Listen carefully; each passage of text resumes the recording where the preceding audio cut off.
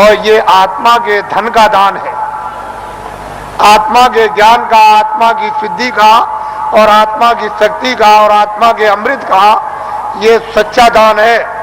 ये बाहर का वो छाया का दान नहीं है। इसलिए वो मंत्र नहीं है जो गुरु मंत्र, ये गुरु दीक्षा नहीं है, ये आत्म मंत्र है, आत्म दीक्षा है। इसलिए इसको नामदान कहते हैं। आप लोग इसको सम्मान से ले लो और ये सबके काम आएगा।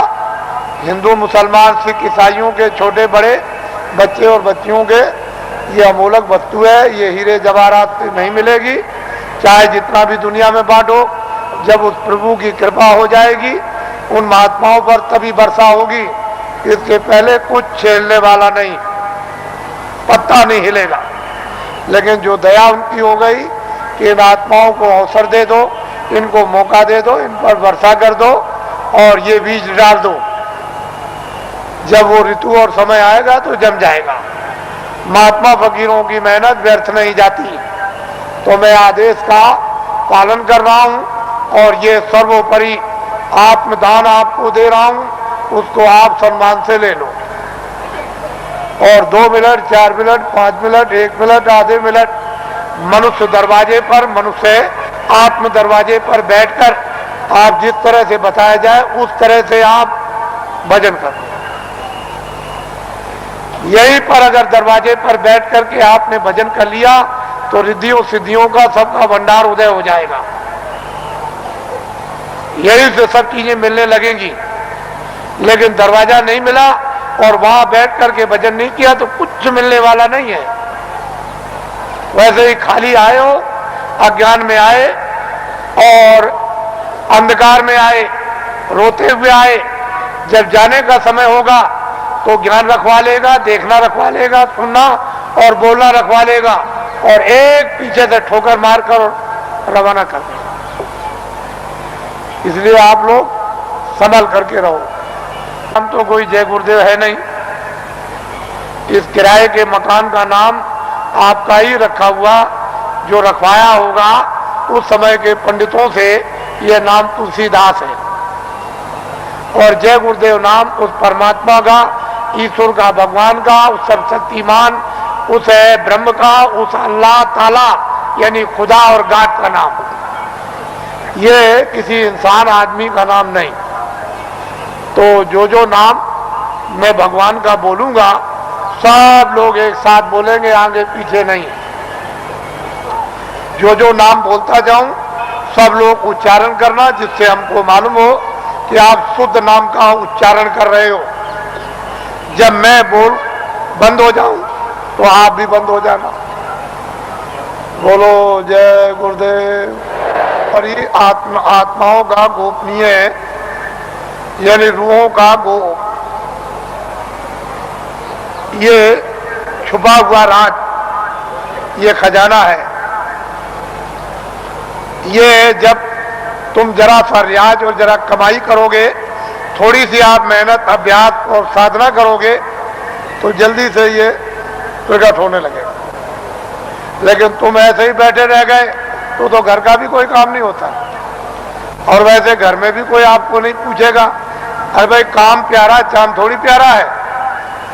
अरे भजन करोगे तब तो तुम प्यारे बनोगे, तब तो तुम्हारी जीवात्मा इस अंधकार से, इस जड़ता से निकलेगी। लेकिन भजन नहीं करोगे तो कौन किसको प्यारा? पति स्त्री को जवाब देता है, स्त्री पति को जवाब देती है, माँ बाप बच्चे को जवाब देते हैं। चाम नहीं प्यारा, काम प्यारा। अरे बातें प्यारी नहीं है, साधना और भजन और प्यारा है। तो इसलिए थोड़ा तुम भी मेहनत करो, हम भी करो। दोनों की मेहनत से ये हो जाएगा, काम पूरा हो जाएगा। आज गुरु महाराज का ये उनका पुण्य, जो संकल्प यहाँ छोड़ गए हैं, जो आशीर्वाद और आदेश जो दे गए हैं, ये सब उनकी चीज है। हमारे पास कुछ उन्हीं का आशीर्वाद, उनकी दी हुई ये दौलत है और उन्होंने आदेश दिया है कि इस तरह का जब समय आएगा तो बांट देना, वो आपको मिलेगी। उनकी ये स्मृति है, यादगार, कि ये खजाना महापुरुषों ने बांटने के लिए दिया है, ये उनकी यादगार। और वो सब चीजें ताजी। गुरु महाराज बड़े सादे थे, बड़े सीधे थे, बहुत सादगी थी, बड़े सीधे थे, बड़े भोले थे, लेकिन जानते सब कुछ थे, कोई चीज उनसे छुपी नहीं, सब कुछ जानते थे। और उन्होंने ये संकल्प, तो उनका ये संकल्प है कि जीवों को बहुत लाभ होगा, रूहानियत का, आध्यात्मिकता का। आगे सब लोग तैयारी करो, भंडार खुलेगा और सब लोग उस भंडार में प्रवेश होंगे और असली खजाने की लूट होगी। लोग लूटेंगे अपनी अपने दामन, अपनी अपनी झोली, नेत्रों की झोली, नेत्रों का दामन, दिव्य नेत्र की झोली और दिव्य नेत्र का दामन फैलाकर, और माल की, अद्भुत माल की, दैविक माल की, वो खजाने की यानी लुटाई होगी। और हीरे जवाहरात ये उस लुटाई के सामने कुछ नहीं है। वो चेतन हीरे, वो अमृत के हीरे ऐसे बरसेंगे जिसको ये सब के सब इस मनुष्य रूपी मंदिर में अपनी आंखों से वो लुटाई होगी कि जो वर्णन में नहीं आएगी। आपको क्या मालूम है कि आकाश से क्या वर्षा हो रही है? तुमने अपना दरवाजा ही बंद कर रखा, तो वर्षा क्या पता चलेगी? अरे दरवाजा तो खोलो, मुंह तो खोलो, तब वर्षा मालूम हो कि कैसी वर्षा हो रही है अखंड। महात्माओं ने जो कुछ भी वर्णन किया है वो कटु सत्य है, उसमें जरा सा भी कोई गुंजाइश नहीं। तो ये उनकी पुण्यतिथि है और उन्हीं के संकल्प का ये आपको प्रसाद।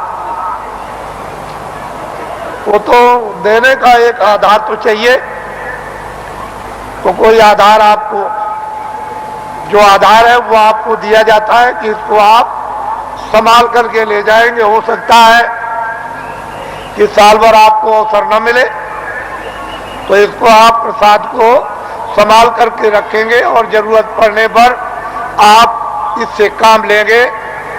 अपनी व्याधियों में, परेशानियों में कभी कभी ऐसा भी होता है कि हे मालिक, हमको कुछ नहीं चाहिए, जितने दुख हमारे कर्मों के हों वो जल्दी से जल्दी हमको दे दीजिए, लेकिन प्रार्थना यह है कि बर्दाश्त जरूर दीजिएगा, पर हमको आत्मधन लुटा दीजिए। तो इसलिए भी आत्मधन की लूट के लिए भी प्रसाद खाते हैं, ये तो मुख्य चीज है। लेकिन कभी कभी तरह तरह के कष्ट, तरह तरह की परेशानियां, तरह तरह की हैरानियां परिवार में, बीमारियां परिवार में, बच्चों में और बच्चियों में, पत्नी में और पति में, भाइयों में, माँ में, पिता में, अड़ोसी में, पड़ोसी में, जात में, बिरदारी में, समाज में, दफ्तरों में और राज में और इसमें और उसमें, ये तरह तरह की जो बीमारियां, जो रोग लग गए हैं, उनके लिए भी लाभदायक। लेकिन यह है कि अनुचित उपयोग करोगे तो लाभ नहीं होगा, उचित उपयोग करोगे तो लाभ हो जाएगा। अनुचित क्या उपयोग है कि मैं ये प्रसाद खाता हूं, आज मैं रात को डकैती डालूंगा, मुझे 1 लाख रुपया मिलना चाहिए, ये अनुचित, इससे लाभ नहीं होगा। तुम इसको खा करके डकैती डालोगे, चोरी करोगे, मौके पर पकड़े जाओगे और फिर कर्मचारी अधिकारी पकड़ेंगे तो वो डंडे मारेंगे, कचहरी पहुंचा देंगे, तुम्हारी सजा हो जाएगी। तो अनुचित प्रसाद का उपयोग मत करो, उचित करो। और मेरी चोरी छूट जाए, मेरी डकैती छूट जाए, झूठ छूट जाए, छल कपट छूट जाए, बदमाशी छूट जाए और मुझसे ये छूट जाए और ये बुराई छूट जाए और मुझ में अच्छाई आ जाए। और जब उचित उपयोग करोगे कि मेरी बीमारी चली जाए या मुझे बीमारी में आराम हो जाए, तो इसमें लाभकारी होगा, फायदा। ये इसलिए बातें आपको बताए देता हूं कि आप श्रद्धा से, आस्था से आपने रात को तपस्या की है ठंडी में। हम भी देख रहे हैं, हम कोई ऐसा थोड़ी है कि नहीं। आपको क्या मालूम कि रात को मैं कैसे घूम रहा था? किसी को नहीं पता कि मैं कैसे निकल के, किसी ने नहीं पहचान पाया, कोई भी सड़क पर पहचानने वाला नहीं मिला। तो आपको तो ये जानना चाहिए कि मतलब यह है कि मैं देखता हूं।